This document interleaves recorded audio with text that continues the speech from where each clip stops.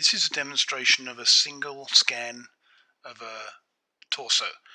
The HCP does not require multiple scans to be stitched together in post-processing. You can walk around the subject and it stitches the surface as it goes. So when you finish the scan, you have a complete finished STL file that's ready to export. This is the post-processing happening now. You can then check your scan. You can even return to it if you need to, but it's ready to export.